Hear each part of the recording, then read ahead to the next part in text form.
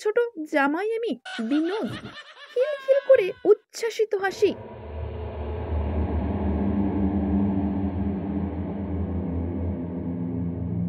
অনেক দিনের কথা, খুলনা অব্দি নতুন রেল লাইন বসেছে। একটা স্টেশন ঝিকরগাছি। শ্রাবণ মাস, সারাদিন ঝুপঝুপে বৃষ্টি। সন্ধ্যে থেকে একটুখানি ধরেছে। রাত্রে 8:30টায় কলকাতার ট্রেন ঝিকরগাছি এসে থামলো। দুর্যোগে মোটে ভিড় নেই। জন 3-4 গাড়িতে উঠলো। নামলো একজন মাত্র যুবা পুরুষ, নাম তার বিনোদ। কাছাকাছি সাদিপুর গায়ের মাখন লাল করের জামাই। তার ছোট মেয়ে চঞ্চলের সঙ্গে বিয়ে হয়েছে 2 বছর আগে তার।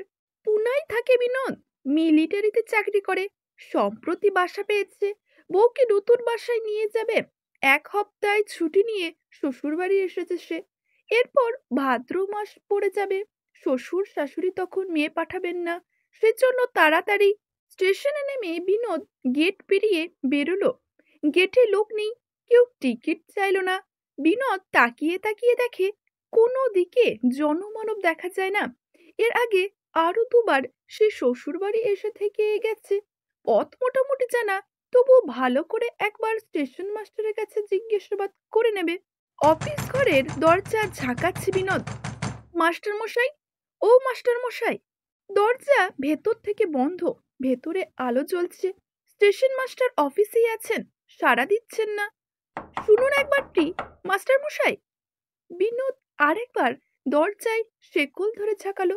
পয়েন্টসম্যান এলো হঠাৎ কোন দিক থেকে। গায়ে নীল কোট, তার উপর মোটা কম্বল জড়ানো। তার সত্ত্বেও হি হি করে কাঁপছে। সে বলে, ডাকেন কেন বাবু? স্টেশন মাস্টার জ্বরে বেহোশ। গাড়ির ছাট গার্ড সাহেব আজ আমার কাছ থেকে নিয়ে নিল। আমায় বলুন কি দরকার? বিনোদ এদিক ওইদিক তাকাতে তাকাতে বলল, আসলে সাদিপুর থেকে আমার জন্য পালকি আসার কথা। কই, কোথাও দেখতে পাচ্ছি না তো। ভ্রু ভঙ্গি করে পয়েন্টসম্যান বলল, পালকি চাচ্ছেন বাবু? বলি পালকিটা বইবে কারা? পেয়ারা চুলবে কোথা? এ অঞ্চলে ম্যালেরিয়ার নতুন আমদানি হয়েছে। ঘরে ঘরে মেয়ে মর্দ সকলের জ্বর। এক বাটি বার্লি রেঁধে দেবার মানুষ জোটে না। আপনার মাথায় পালকির শখ চাপলো এখন? হাঁসফাঁস করছিল লোকটা। বিনোদের সামনে সেইখানে মেঝের ওপরে বসে পড়ল। বলল, আগের লোকটা মারা গেছে জ্বরে। পরশুদিন আমারই স্টেশনে পাঠালো। আমাকেও জ্বরে ধরেছে। কপালে কি আছে কে জানে। 2 মাসের মধ্যে বিনোদ শ্বশুর বাড়ির কোনো চিঠিপত্র পায়নি। মন বড় উতলা। স্টেশন মাস্টার পুরনো লোক, তিনি হয়তো কিছু খবরাখবর দিতে পারতেন। এ লোক একেবারে নতুন, একে জিজ্ঞাসা করে লাভ নেই। সারাদিন খাওয়া হয়নি বিনোদের, বড় ক্লান্ত সে। একবার ভাবলো রাত্রিটা স্টেশনে কাটিয়ে সকালবেলা বেরোবে। কিন্তু সামান্য পথ, মাইল 3-এর বেশি না। মশা ঝাঁকে ঝাঁকে এসে পড়েছে। যা গতিক, রাতের মধ্যে চোখ বুঝতে দেবে না। তার চেয়ে ভালো কোনো রকমে পথটুকু হেঁটে শ্বশুর বাড়ির খাটের ওপর গদিয়ান হয়ে পড়া। পথে নেমে পড়ল বিনোদ। হনহন করে চলছে। হাত ঘড়িতে 9টা। সন্ধ্যা রাত্রি বলা যায়। এরই মধ্যে চারিদিকে একেবারে নিশ্চুতি। রাস্তার জল কলকল করে নালায় পড়ছে। ব্যাঙ ডাকছে ঘ্যাঁঘর ঘ্যাঁঘর করে। বাদুড়ে ঝাঁক পড়েছে মাথার উপর। চাঁদ দেখা দিল আকাশে। মেঘ ভাঙা ঘোলাটে জ্যোৎস্না। অদূরে কেয়া ঝাড়, ছত্রাকার কেয়া পাতার নিচে মানুষ যেন। মানুষটা কাঁটা বনের মধ্যে মোটা কেয়া গড়ির ওপর আরামে পা ছড়িয়ে বসে আছে। স্টেশন থেকে বেরিয়ে এতক্ষণে প্রথম এই মানুষে দেখা মিলল। বিনোদ ব্যাকুল হয়ে জিজ্ঞাসা করে, সাদিপুরে মাখনলাল করের বাড়ি যাব? যাচ্ছি তো ঠিক? হুম। শঙ্খের মতো আওয়াজে মানুষটা জবাব দেয়, সাদেপুর যাবে তো? এইদিকে চলে এসো, ডাকছি তো, আসছো না কেন? মানুষটার কথাই বিনোদ আশ্চর্য না হয়ে পারল না। পথ কোথায়? ওই গ্রহীণ জঙ্গলের মধ্যে? পাগল নিশ্চয়ই। হ্যাঁ, নয়তো রাত্রিবেলা ঘর বাড়ি ছেড়ে এমন জায়গায় পড়ে থাকে কখনো? মিলিটারি মানুষ বিনোদ, সে কিছুই গ্রাহ্য করে না। নিরুত্তরে অন্যদিকে মুখ ফিরিয়ে আরো জোরে কটমট করে গিয়ে চলল সে। এরকম একটা খেজুর গাছ ঝড়ে বেঁকে গেছে। কাত হয়ে আছে সেটা রাস্তার ওপর। গাছটা আগেও দেখেছে বিনোদ। বিনোদের মনে পড়লো সেটা। ঠিক পথেই যাচ্ছে তাহলে। পথ হারায়নি সে। কিন্তু যেই মাত্র গাছের নিচে আসা গাছটা নুয়ে এসে ভীষণ জোরে মাটিতে আছড়ে পড়ল। সঙ্গে সঙ্গে আবার আগের অবস্থায় তেমনই কাত হয়ে আছে রাস্তার ওপর। আর কার যেন খলখল হাসি শুনতে পেল বিনোদ। ছুটের রক্ষা পেল বিনোদ, তাই রক্ষে, নইলে গাছটা ঠিক মাথার ওপর পড়তো, মাথা ফেটে চৌচির হয়ে যেত। অল্পের জন্য বেঁচে গেল। খুব খানিকটা গিয়ে পেছনে তাকালো বিনোদ। খেজুর গাছ যেমন তেমনই আছে, পাতা ঝিলমিল করছে জ্যোৎস্নায়। সাহসী মানুষ বিনোদ, প্যারেড করে বন্দুক চালায়, ভাবছে চোখের ভুল। বোম্বে মেল আজ বড্ড লেট ছিল। হাওড়া স্টেশনে নেমেই শিয়ালদা মুখো ছুটতে হলো। খাওয়া দাওয়া হয়নি সমস্তটা দিন। খিদে তেষ্টায় অবসন্ন হয়ে মাথা ঘুরছে। আর এসব ভুলভাল জিনিস দেখছে। আসলে কিছুই নয়, সব দৃষ্টিভ্রম। শ্বশুর বাড়ি পৌঁছে গেল বিনোদ। অবস্থা ভালো এদের, পাকা কোঠা বাড়ি, তবে বৈঠকখানা অন্ধকার। গত বছর শীতকালে বড়দিনের সময় বিনোদ এসেছিল। দিন রাত লোক গিজগিজ করতো তখন। রাত দুপুর অব্দি পাশা খেলা চলতো। আজ কেউ নেই। সেটা হয়তো ওই পয়েন্টসম্যানের মুখে যা শোনা গেল। জ্বর জারির মধ্যে আড্ডা দেবার পুলক নেই মানুষের। বাড়ির কর্তারাও হয়তো জ্বরের তারুষে ভেতরে বাহির বিছানায় পড়ে ক করছে। ভেতর বাড়ির দরজাটা হা হা করছে। জামাই ঢুকে গেল ভেতরে। বারান্দা দিয়ে যাচ্ছে শব্দ সারা করে। গলা খাগড়িয়ে দিচ্ছে একজন কেউ শব্দ শুনে বেরিয়ে আসুক। এ কি আশ্চর্য! শ্বশুর বাড়ির সবাই গেল কোথায়? এই রকম ভাবছে, হঠাৎ কোন দিক দিয়ে ঘোমটা দেওয়া একটা বউ এসে সামনে দাঁড়ালো। বিনোদ হকচকিয়ে গেল। তাড়াতাড়ি পরিচয় দিল, এ বাড়ির ছোট জামাই আমি, বিনোদ। খিলখিল করে উচ্ছ্বাসিত হাসি। হাসতে হাসতে ঘোমটা খুলে ফেলে চঞ্চলা। বিনোদের সঙ্গে এই মেয়ের বিয়ে হয়েছে। চঞ্চলা আগে আগে চলে। মস্ত বড় বাড়ি, আরো কত বারান্দা, কত সিঁড়ি, উঠোন পার হয়ে চলল। একসময় বিনোদ সেই আগের প্রশ্ন করে, তা কাউকে দেখছি না কেন, গেলেন কোথায় সব? চঞ্চলা বলে, গেছেন সব ঝিকর গাছে আমার এক পিসির বাড়ি। পিসির মেয়ের বিয়ে আজ, বাড়ির শুদ্ধ লোক সেখানে গেছেন। একবার ঢোক গিলে ফের চঞ্চলা বলল, আসলে আমারও যাবার কথা ছিল, কিন্তু জ্বর থেকে উঠে সবে অন্নপথ্য করছি কিনা। ঘরের মধ্যে এসে গেল দুইজন। কুলঙ্কিতে প্রদীপ জ্বলছে। প্রদীপের আলোয় বিনোদ চঞ্চলার দিকে ভালো করে তাকালো। অসুখ করেছিল, চেহারা দেখে বোঝার উপায় নেই। আগে যেমন দেখে গেছে তেমনই রয়েছে। চমৎকার স্বাস্থ্য, ঠিক আগের মতো। বিনোদ বলে, তা এত বড় বাড়ির মধ্যে তুমি একলা একটি প্রাণী, ভয় করছে না তোমার? চঞ্চলা বলে, তা একলা কেন হব? বুড়ো দারোয়ান আর গোবিন্দ চাকর রয়েছে, তারা বৈঠকখানায়। সৌদামিনী ঝিও রয়েছে। শরীর খারাপ বলে সকাল সকাল শুয়ে পড়েছে, ডাক দিলে এসে পড়বে। পালঙ্কের বিছানায় চেপে বসে বিনোদ অভিমান করে বলল, আজ এসে পৌঁছাবো। স্টেশনে পালকি রাখার জন্য চিঠি দিয়েছিলাম। পালকি কিনা ছুটুক, স্টেশনে অন্তত বুড়ো দারোয়ানটাকে পাঠাতে তো পারতে। চঞ্চলা ঘাড় নাড়ল। চিঠি পৌঁছয়নি তো, পৌঁছবার উপায়ও নেই। পোস্টমাস্টার ও পিয়ন দুজনেই মারা গেছে। যে রানার ডাক বয়ে আনতো সেও নাকি নেই। একটু থেমে ফের চঞ্চলা বলতে লাগলো, সাংঘাতিক ম্যালেরিয়া চলছে অঞ্চলে। জরাজরি কাকে বলে এই অঞ্চলের লোক আগে জানতো নে। পাথরে কোদা নিরেট দেহ যেন মানুষের। নতুন রেল লাইন হয়ে অবধি এই কাণ্ড। গাংখালির মুখ বন্ধ করে রেল রাস্তা বেঁধেছে। খানা ডোবা চারিদিকে। বর্ষার জল পড়তে না পড়তে নরকুল উজাড়। মানুষজন উজাড় হয়ে গেল। কথাবার্তার মধ্যে একসময় বিনোদ বলে, তোমার কাছে বলতে আর কি, সারাদিন ভাত চটিনি, ভীষণ খিদে লেগেছে। খিদের চোটে মুখ দিয়ে কথা সরছে না। তাড়াতাড়ি চারটি ভাত ফুটিয়ে দিতে পারো তো দেখো।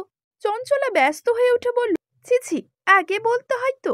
চালে ডালে খিচুড়ি চাপিয়ে দিয়ে গিয়ে তাড়াতাড়ি হয়ে যাবে। তরকারির হাঙ্গামায় যাব না, তুমি শুয়ে বিশ্রাম করো, এসে ডাকবো তোমায়। চলে গেল চঞ্চলা, যেন উড়ে বেরিয়ে গেল পাখির মতো। এই ঘরটায় বিনোদ আগেও থেকে গেছে। পেছনে খিড়কির বাগান, কদম ফুল ফুটেছে। খোলা জানলা দিয়ে ফুলের মিষ্টি গন্ধ আসছে। কুলঙ্গির প্রদীপটা হঠাৎ দপদপ করে উঠল। আলো নাচতে লাগলো দেওয়ালে দেওয়ালে। বাইরের উঠোনে যেন অনেক লোকের আনাগোনা। বাইরে থেকে ভেসে আসছে কাদের ফিসফাস কথাবার্তা। কিরে, গোবিন্দ নাকি ওখানে? বিনোদ খোলা জানলার দিকে তাকিয়ে হাঁক ছাড়ল। কোনো জবাব এলো না। বিনোদের মনে হলো একা গোবিন্দ কিংবা দু চারজন মানুষ নয়, অনেক অনেক লোকজন যেন দাঁড়িয়ে বাহিরে। বাড়ির সকলে নিমন্ত্রণ খেতে গেছে। এত লোক তবে কোথা থেকে এলো? উঁকি দিয়ে দেখলো জানালার বাহিরে। জ্যোৎস্না উজ্জ্বল হয়েছে এখন। না, কিছুই নয়, কেউ নেই বাহিরে। কিন্তু যেইমাত্র জানলা থেকে ভেতর দিয়ে সরে আসে, আবার সেই পাতার খসখসানি, চাপা গলার অনেকের সলা পরামর্শ। উঠে গিয়ে বিনোদ দড়াম করে জানলার কপাট বন্ধ করলো। একলা ঘরে গা ছমছম করছে। চঞ্চলার কাছে এ কথা বলা যাবে না। হাসবে, ঠাট্টা করবে, বলবে, তা এই তুমি বীরপুরুষ? এই সাহস নিয়ে তুমি লড়াইয়ের পাঁয়তারা কষে বেড়াও? বিনোদ ভাবলো তার চেয়ে কোথাও চঞ্চলা রান্নাঘরে খিচুড়ি চাপিয়েছে, চলে যাওয়াই যাক সেখানে। রান্না চলবে আর গল্পও হবে দুজনেই। পা টিপে টিপে নিঃসাড়ে যাচ্ছে, হঠাৎ ঢুকে চঞ্চলাকে চমকে দেবে। কিন্তু ওরে বাবা, কি সর্বনেশে কাণ্ড গো! রান্নাঘরে ঢুকতে গিয়ে বিনোদ পাথর হয়ে দাঁড়িয়ে যায়। রান্না করছে চঞ্চলা। উনুন জ্বালাবার কাঠগুলো নিয়ে বুঝি সেজন্য নিজের দুখান পা ঢুকিয়ে দিয়েছে উনুনের ভেতর। দাও দাও করে জ্বলছে তার পা। উনুনের ওপর কড়াইতে খিচুড়ি ফুটছে টকবক করে। চঞ্চলা আগুন দিয়ে একবার তুলে টিপে টিপে দেখছে সিদ্ধ হয়েছে কিনা। গরম খিচুড়ির মধ্যে ইচ্ছে মতো আঙুল ডুবিয়ে দিচ্ছে। পা জ্বলছে ওদিকে উনুনের ভেতর। সে মশলা বাটবে, কোণের দিকে শিলনোড়া। চঞ্চলার ওঠবার জন্যে পা তুলেই তো নিভে যাবে আগুন। হাত বাড়ালো শিলনোড়া আনার জন্য। হাত ক্রমেই লম্বা হচ্ছে। লম্বা হয়ে শিলনোড়া ধরলো, তারপর ছোট হতে লাগলো হাত। হতে হতে স্বাভাবিক আকারে এলো। কাছে এনে শিল পাতলো। আবার হাত লম্বা করে তাকের ওপর থেকে মশলার ডালা নামিয়ে আনলো। এক জায়গায় বসে সমস্ত হচ্ছে। ঘটর ঘটর করে বাটনা বাজছে এবার। বিনোদ রুদ্ধ নিঃশ্বাসে দেখছে সব। পা দুটো খুঁটির মতো অনড় হয়ে গেছে তার। দেখছে এক দৃষ্টি। খিচুড়ি নামিয়ে চঞ্চলা এবার থালায় ঢাললো। পিঁড়ি থেকে ঠাই করলো। জলের গ্লাস দিল পাশে। পাতিলেবুর কথা মনে হলো বুঝি এই সময়। জানালার গড়াত দিয়ে হাত বের করে লম্বা করে দিল। লম্বা হতে লাগলো হাত, আরো লম্বা, আরো। হাত 50 তো হবেই। পাঁচিলের প্রান্তে পাতিলেবুর গাছ বিনোদের দেখা আছে। ডান হাত সেই অবধি বাড়ির ছটফট করে গোটা চারেক লেবু ছিঁড়ে হাত আবার গুটিয়ে আনলো। বটি পেতে লেবু কাটছে। হঠাৎ বিনোদ যেন সম্মতি ফিরে পেল। উঠি কি পড়ি ছুটছে শ্বশুর বাড়ির বাহিরে, একেবারে রাস্তার ওপর। রাস্তা ধরে ছুটছে। মানুষ দেখা যাচ্ছে না কোথাও, কিন্তু চারিদিক থেকে যেন কাদের কলরব। বহু কণ্ঠে ডাকাডাকি করছে, পালস কোথায়? দাঁড়া, দাঁড়া বলছি, ভালোই তোরে বলছি, দাঁড়িয়ে যা। বাঁশতলার অন্ধকার ছুটতে ছুটতে অন্ধকার কাটিয়ে বিনোদ ফাঁকাই এলো। কি আশ্চর্য! তার সামনে পেছনে ডাইনে বাঁয়ে চারিদিকে 4টে বউ। সে যত ছোটে, বউগুলো ছোটে ততই। ছায়াকে যেমন ছেড়ে পালানো যায় না, তেমনই এরা। সামনের বউটা একসময় থমকে দাঁড়ায়।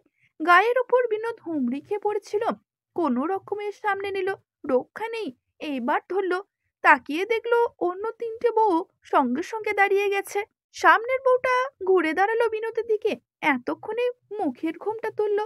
বিনোদ দেখলো তারই স্ত্রী চঞ্চলা রান্না করেছিল সে বসে বসে। ডাইনে বাঁয়ে আরো পেছনে মুখ ঘুরিয়ে বিনোদ দেখে অন্য বউগুলো ঘোমটা খুলছে। সবাই চঞ্চলা। এক চঞ্চলা 4 জন হয়ে গেছে। পালাবার পথ নেই কোনো দিকেও। বিনোদের গায়ে ঘাম দেখা দিয়েছে। 4 জনের 8খানা হাত অক্টোপাসের মতো টুটি চেপে ধরে বুঝি এইবার হাতগুলো সত্যি লম্বা হচ্ছে একটু একটু করে, তার দিকে এগিয়ে আসছে। ফাঁকা মাঠের মধ্যে বেঘরে প্রাণটা গেল বুঝি এইবার। হা ভগবান! চেতনা হারিয়ে বিনোদ পড়ে যায় আর কি পথের ওপর। কিন্তু না, হাতের মুঠিতে গলা চেপে ধরল না, বরঞ্চ কোমল স্পর্শে টের পেল বিনোদ। সর্বাঙ্গ জুড়িয়ে গেল তার। চঞ্চলার চোখে জল। 4 জন চঞ্চলা একসঙ্গে, জল এসে গেছে চোখে। চঞ্চলা বলে, একজন আমি 4 জন হয়ে চারিদিক থেকে ঠেকিয়ে নিয়ে এলাম, নয়তো আজ আর তোমায় রক্ষা ছিল না। প্রাণ নিয়ে ফিরতে দিত না ওরা। বিনোদ বলে, কারা ওরা? চঞ্চলা বলে, আমি মরে গেছি গো। আমার ভাই বোন বাপ মা কেউ বেঁচে নেই। মহামারীতে এত বড় গাঁয়ের মধ্যে একটি প্রাণীও আজ বেঁচে নেই। বেঁচে থাকতে এখানকার মানুষ যেমন গাঁয়ের মধ্যে চোর ডাকাত ঢুকতে দিত না, মরার পর তেমনি জ্যান্ত মানুষ ঢুকতে দেয় না। জ্যান্ত মানুষ ঢুকে পড়লে তাকে গলা টিপে মেরে নিজেদের দলে করে নেয়। তোমায় পারেনি, সে কেবল আমার জন্যে। তুমি বেঁচে থাকো শতেক পরমায়ু নিয়ে। এই কম বয়সে কেন মরতে যাবে তুমি? একটু থেমে চঞ্চলা আবার বলল, গোড়ায় পিছু পিছু আসছিলাম, কিন্তু ভরসা হলো না। সামনের দিক দিয়ে কিংবা ডাইনে বাঁয়ে কেউ এসে যদি টপ করে ধরে নাই, তাই একা চারজন হয়ে চতুর্দিকে ঘিরে নিয়েছি। আর ভয় নেই, সাদিপুরের সীমানা ছাড়িয়ে এসেছি। একটুখানি এগোলেই স্টেশন পাবে।